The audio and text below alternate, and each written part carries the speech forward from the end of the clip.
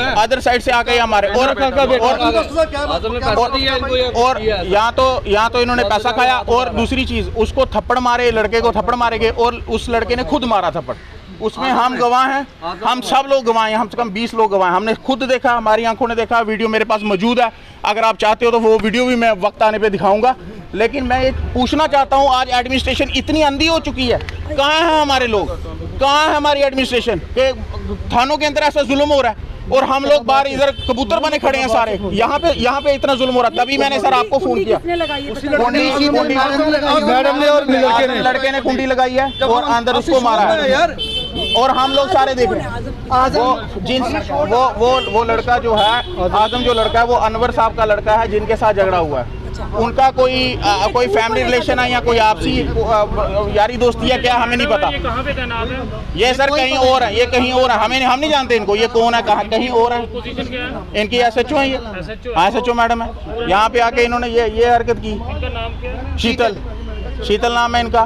तो ये आर्म्ड में है। मैं डीसी साहब से ये रिक्वेस्ट करूंगा कि ऐसे लोग आपने पुलिस में भर्ती करके रखे हैं, हम इन पे कंडेम्ड करेंगे। और मैं ये ओपनली बोल रहा हूँ, जुरिस्डिक्शन में जाकर इस तरह तो करना जायज नहीं है। अगर ये किसी को बचाने के लिए किसी के फेवर में आके अगर ये हरकत कर रहे हैं, मैं ओपनली कह रहा हूँ, हम कंडेम्ड करेंगे इनके ऊपर, हम इनको छोड़ेंगे नहीं। अगर इन्होंने हमारे लड़के के साथ ये हरकत की, अगर उसको देखो, अभी उसका मेडिकल करवाओ, हमारी ये डिमांड है अभी उसका मेडिकल करवाया जाए। उसके सर में लगी है, उसको डंडा मारा हुआ है कब्रिस्तान के अंदर, उसका मेडिकल करवाया जाए। पुलिस जबरन उसको पकड़ के रखा हुआ है एक फूल तोड़ने के ऊपर। ये नहीं जी, इनके ये लोग पंगेबाज हैं, इनका पूरा मोहल्ला जानता है इनको। ये क्या है, ये हमारे भी रिश्ते में है, लेकिन इन्होंने हमारा रिश्ता समझा नहीं। मैंने इनको बार बार समझाया। मुझे बोलते आप इधर लेने के आए हो, वो मुझे बोल रहे हैं। हमने इनकी वीडियो बनाई है।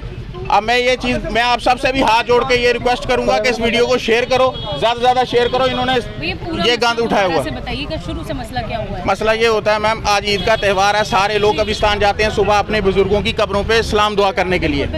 जब ये अपने कब्रिस्तान में गए हैं, वहाँ पे हमारे मोहल्ले से भी लोग जाते हैं, उस्ताद मोहल्ले से भी लोग आते हैं। ये आए, एक कब्र बनी हुई है इनके कौन सी कब्रिस्तान की बात है? ये रिहाड़ी कब्रिस्तान की बात है, ग्रेवयार्ड की। वहाँ पे कब्र बनी है, उनके कब्र के ऊपर 10-12 फूल लगाए हुए उन्होंने। उसके साइड में एक जगह है, कम से कम 25-30 फुट जगह आगे है, वहाँ पे एक गुलाब का फूल लगा था। लड़के ने वो फूल तोड़ा और ये जो जमीन है, पूछेंगे ये मलकियत है इनकी, ये मलकियत है इनकी। कब्रिस्तान किसी की मलकियत नहीं है, ये हमारे राजा साहब ने हमें दिया है, वक्फ प्रॉपर्टी है। वहाँ पे कोई बोलेगा किसी के साथ झगड़ा करेगा, इन्होंने वो फूल उठाया। किसी की मलकियत नहीं होती सर, वो एक पवित्र स्थान है जहाँ पर आप लोग जाते हैं। बिल्कुल मैम, इन्होंने वो फूल टूटा। जब इनके ये आया, इसने बोला फूल कैसे तोड़ा तूने? मैंने बोला यार तोड़ दिया, क्या कुछ नहीं होता, मैंने फूल लिया अपनी कब्र पे डालने के लिए तो तोड़ दिया। जब इतनी सी बात हुई, आ गया तू कौन है, झगड़े पे आया। झगड़े पे आके इसने डंडा उठाया, उसके सर में मारा। उसके सर पे क्लॉट बने हुए हैं, वो उसके बेटे साथ थे। जब किसी बाप को मारा जाएगा, अगर मेरे भी बाप को मारा जाएगा, बेटे नहीं बचेंगे। उन्होंने झगड़ा किया। उन्होंने जब झगड़ा किया, वो झगड़ा करने के बाद ये सारी चीज़ें सामने आई हैं। अभी इमरान भाई को अंदर बिठा के एक अदर यूरिडिक्शन से मैडम, जिनका नाम शीतल है, SHO मैडम है, वो आई हैं। उन्होंने अंदर उसको बंद करके मारा है। मैं ये पूछना चाहता हूँ, ये कौन सा कानून है? उनके बेटे को मारा बंद करके? नहीं जी, जिसके साथ वो उनके बेटे को नहीं मारा, इमरान को मारा है। जिनके साथ झगड़ा हुआ है, उनकी तरफ से वो मैडम आई हैं। वो कौन है हम नहीं जानते, हमें ये पता है कि वो कोई SHO है। तो ये झगड़ा हुआ है। अब इस यूरिडिक्शन के SHO साहब यहाँ है ही नहीं। हम एंड तक जाएंगे, ये चीज़ याद रखी जाए। ये कोई मत भूले कि कोई किसी को बख्शेगा। अगर कोई गलत होता कानून में, हम छोड़ने वाले किसी को नहीं। दोनों बार लगना चाहिए पर्चा, क्योंकि पहले लाठी इसने मारी, फिर झगड़ा हुआ इनका।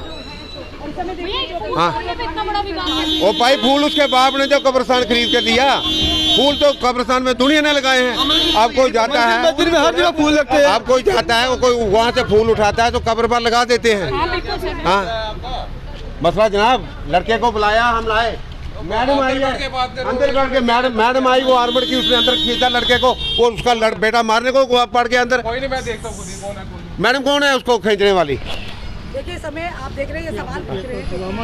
देखिए चौकी इंचार्ज से भी इस समय सवाल पूछा जा रहा है और बिल्कुल इनका सवाल जायज़ है। देखिए कब्रिस्तान किसी की मलकियत नहीं है और कब्रिस्तान पर किसी का भी मालिकाना हक नहीं है। सारे लोग जानते हैं वो क्यों आई है। देखिए ये यहाँ कैसे आई, वो कैसे आई यहाँ पर, उसकी ड्यूटी कहाँ है?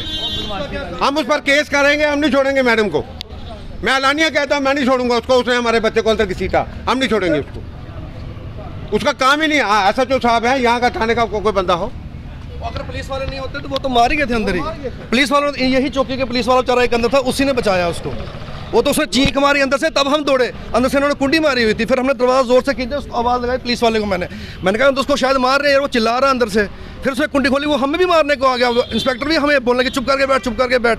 वो जो इंस्पेक्टर अंदर बैठी हुई है और उसका लड़का मार रहा है अंदर, मतलब उसका लड़का सिविल बंदा, वो है कौन है, उसका क्या हक बनता चौकी में आके मेरे बाइक को कमरे में बंद करने का? उसका क्या हक बनता था?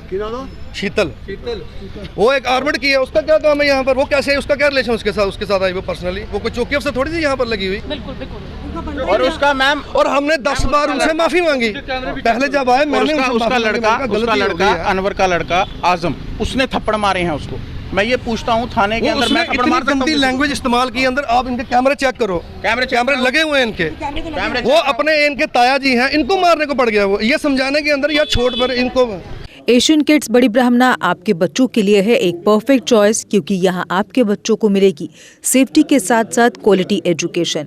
यहाँ आपके बच्चों को मिलेगा एजुकेशन के साथ साथ टॉयज के साथ खेलने का मौका, यानी फुल मस्ती और पढ़ाई भी।